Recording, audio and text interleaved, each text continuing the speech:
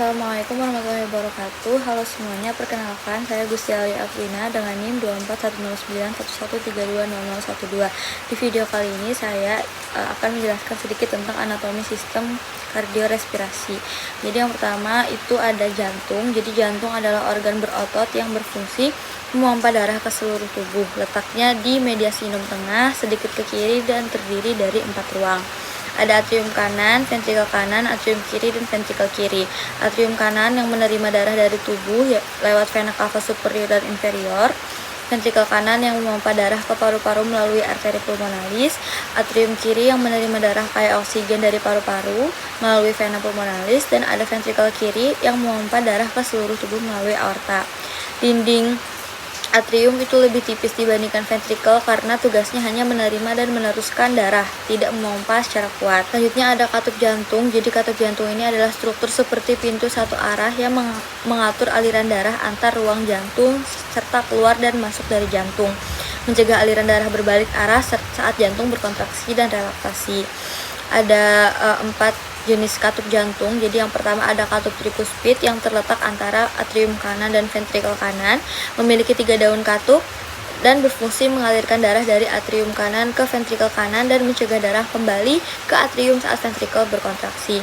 Lalu yang kedua ada katup pulmonal yang terletak antara ventrikel kanan dan arteri pulmonalis, membuka saat ventrikel kanan memompa darah ke paru-paru dan menutup untuk mencegah darah mengalir balik ke jantung. Selanjutnya ada katup bikuspid atau mitral, terletak antara atrium kiri dan ventrikel kiri, memiliki 2 daun katup, berfungsi mengatur aliran darah dari atrium kiri ke ventrikel kiri dan mencegah aliran balik saat ventrikel berkontraksi. Lalu yang terakhir ada katup aorta yang terletak antara ventrikel kiri dan aorta, terbuka saat ventrikel kiri memompa darah ke seluruh tubuh melalui aorta, lalu menutup untuk mencegah darah kembali masuk ke jantung. Selanjutnya ada pembuluh darah. Jadi ada pembuluh darah ini terdiri dari 3 jenis utama. Yang pertama ada arteri, lalu ada vena, dan ada kapiler. Arteri berfungsi membawa darah keluar dari jantung ke seluruh tubuh. Ciri khasnya dindingnya itu tebal dan elastis, terdiri dari 3 lapisan. Ada tunika intima, tunika media, dan tunika adventitia. Ciri khas selanjutnya dia itu juga mengandung banyak otot polos untuk mengatur tekanan darah. Contohnya ada aorta, yaitu arteri terbesar yang membawa darah dari ventrikel kiri ke seluruh tubuh. Lalu ada arteri pulmonalis, yaitu satu-satunya arteri yang membawa darah kaya karbon dioksida ke paru-paru. Lalu selanjutnya ada vena. Jadi vena ini berfungsi membawa darah kembali ke jantung. Dinding vena ini lebih tipis dan kurang elastis jika dibandingkan dengan arteri. Vena memiliki katup satu arah untuk mencegah aliran balik, terutama di ekstremitas bawah. Contohnya ada vena cava superior dan inferior yang membawa darah dari tubuh ke atrium kanan. Lalu ada vena pulmonalis yaitu satu-satunya vena yang membawa darah kaya oksigen dari paru-paru ke atrium kiri. Lalu yang ketiga ada kapiler. Jadi kapiler ini berfungsi sebagai tempat pertukaran zat antara darah dan jaringan. Kapiler ini tuh sangat kecil dan berdinding tipis. Dia tuh punya 1 lapisan sel endotel aja. Lalu kapiler ini yang menghubungkan arteriol dengan venula. Selanjutnya ada sirkulasi darah. Jadi sirkulasi darah ini adalah proses peredaran darah melalui jantung dan pembuluh darah untuk mengantarkan oksigen dan nutrisi ke seluruh tubuh serta membawa limbah metabolik seperti karbon dioksida ke organ ekskresi. Sirkulasi ini berlangsung terus-menerus dan sangat vital bagi kelangsungan hidup. Ada 2 jenis sirkulasi darah, yaitu sirkulasi sistemik dan sirkulasi pulmonal. Nah, sirkulasi sistemik itu bertujuan mengedarkan darah kaya oksigen dari jantung ke seluruh tubuh dan kembali membawa darah miskin oksigen ke jantung.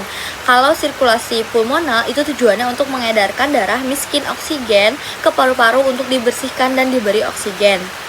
Selanjutnya ada sistem konduksi jantung. Sistem konduksi jantung adalah sistem khusus dalam otot jantung yang mengatur ritme dan kecepatan detak jantung melalui impuls listrik yang mengalir secara teratur dan terkoordinasi.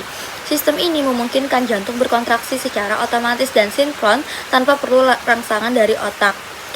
Komponen utama sistem konduksi jantung itu yang pertama ada nodus SA yang disebut juga pacemaker alami jantung yang terletak di dinding atas atrium kanan.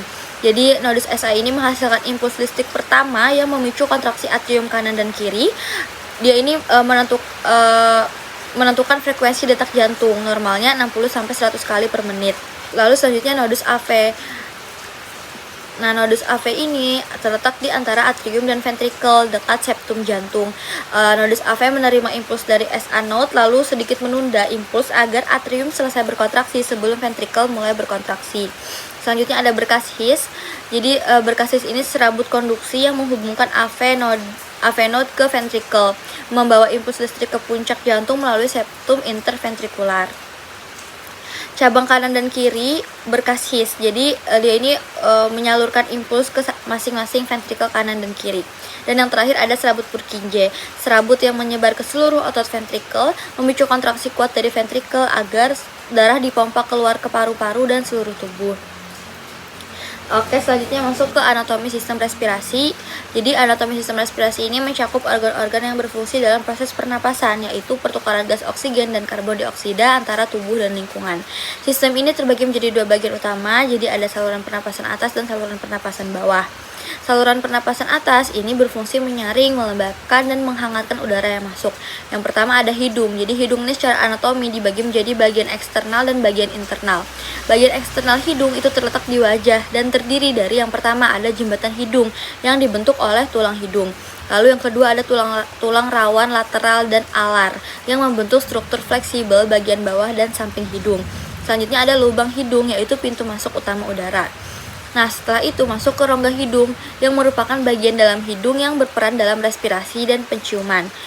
Di dalam rongga hidung itu ada septum nasi. Jadi septum nasi ini merupakan dinding pemisah antara rongga hidung kanan dan kiri, dibentuk oleh tulang vomer dan lamina perpendikular os ethmoid dan tulang rawan. Lalu ada concha nasalis, jadi ada 3 lipatan tulang melengkung di dinding lateral rongga hidung. Jadi ada concha superior, media, dan inferior. Lalu dia ini berfungsi memperluas permukaan kontak udara dengan mukosa hidung untuk memanaskan, melembabkan, dan menyaring udara. Lanjut ke mukosa nasal yang melapisi seluruh rongga hidung. Terdiri dari ada mukosa respiratori yang memiliki banyak silia dan kelenjar mukus. Lalu ada mukosa olfaktori di bagian atas rongga yang mengandung sel penciuman. Selanjutnya ada meatus. Jadi meatus ini ruang di bawah masing-masing konka. Jadi ada meatus superior, media, dan inferior. Jadi meatus ini merupakan saluran masuk ke sinus paranasal dan ductus lacrimalis. Sinus paranasal itu merupakan rongga berisi udara di sekitar hidung yang berhubungan dengan kafum nasi. Jadi ada sinus frontal, maxillaris, ethmoid, dan sphenoid. Lanjut ke faring. Nah, faring ini adalah saluran berbentuk tabung berotot yang terletak di belakang rongga hidung dan mulut, serta menghubungkan rongga hidung ke laring dan rongga mulut ke esofagus. Faring merupakan bagian dari sistem pernapasan dan sistem pencernaan. Jadi faring ini panjangnya sekitar 12-14 cm, berfungsi sebagai jalan udara dan makanan serta berperan dalam resonansi suara saat berbicara. Jadi ada 3 bagian faring. Jadi yang pertama ada nasofaring yang terletak paling atas di belakang rongga hidung, terbentang dari basis tengkorak hingga palatum lunak. Oke, selanjutnya ada orofaring. Nah, orofaring ini terletak di belakang rongga mulut dari palatum lunak hingga batas atas epiglotis, dilalui oleh udara dan makanan, mengandung tonsil palatina dan tonsil lingualis, merupakan tempat umum untuk infeksi tenggorokan seperti radang amandel. Lalu ada laryngofaring yang terletak di bawah orofaring dan dari epiglotis sampai ujung bawah laring, mengarah ke esofagus, ke sistem pencernaan, dan laring ke sistem pernapasan. Terjadi pemisahan jalur udara dan makanan. Epiglotis menutup laring saat menelan untuk mencegah tersedak. Lalu selanjutnya ada laring. Laring adalah bagian dari saluran pernapasan yang terletak di leher dan berfungsi sebagai penghubung antara faring dan trakea. Selain itu, laring memainkan peran penting untuk dalam produksi suara, perlindungan saluran napas, dan pengaturan aliran udara. Laring itu terdiri dari beberapa bagian penting, baik yang berupa tulang rawan, otot, ligamen, dan jaringan lunak.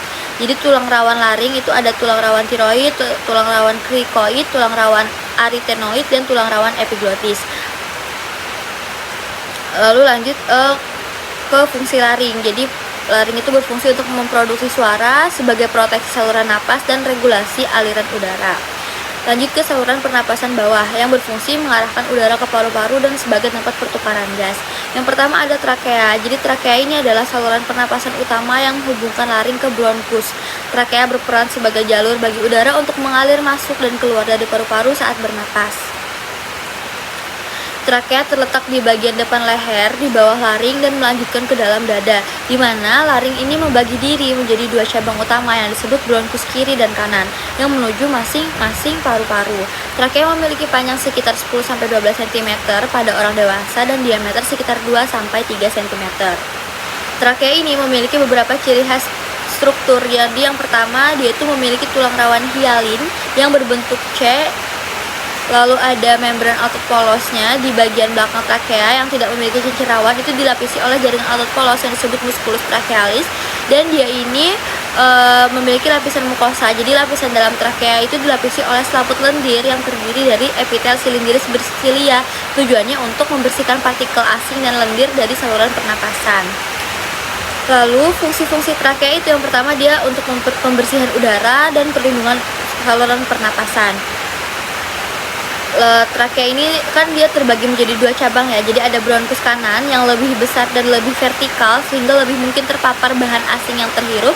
Lalu ada bronkus kiri yang lebih sempit dan lebih miring karena posisi jantung yang ada di sebelah kiri. Selanjutnya ada bronkus. Jadi bronkus ini adalah saluran percabangan utama dari trakea yang mengarah ke paru-paru dan bertugas mengalirkan udara ke dan dari paru-paru. Bronkus ini terbagi menjadi bronkus utama, bronkus sekunder, dan bronkus tersier yang semakin kecil dan bercabang-cabang menuju bagian terdalam paru-paru, yaitu bronchiolus. Selanjutnya itu ada bronchiolus. Jadi bronchiolus ini adalah percabangan kecil dari bronkus dalam sistem pernapasan yang menghubungkan saluran udara besar ke struktur pertukaran gas, yaitu alveolus. Bronchiolus memainkan peran penting dalam mengatur aliran udara dalam paru-paru dan membantu menjaga keseimbangan oksigen dan karbon dioksida dalam darah. Lalu ada alveolus. Jadi alveolus ini adalah struktur kecil berbentuk kantung udara di ujung saluran pernapasan yang merupakan tempat utama pertukaran gas antara udara dan darah di paru-paru. Alveolus merupakan bagian vital dari sistem pernapasan karena disinilah oksigen masuk ke dalam darah dan karbon dioksida dikeluarkan dari darah. Selanjutnya ada paru-paru. Jadi paru-paru ini adalah organ utama sistem pernapasan yang berfungsi untuk pertukaran gas antara udara dan darah, yakni mengambil oksigen dan membuang karbon dioksida. Manusia memiliki dua paru-paru yang terletak di rongga toraks, dibatasi oleh tulang rusuk, diafragma, dan mediastinum. Mungkin itu saja penjelasan dari saya. Terima kasih.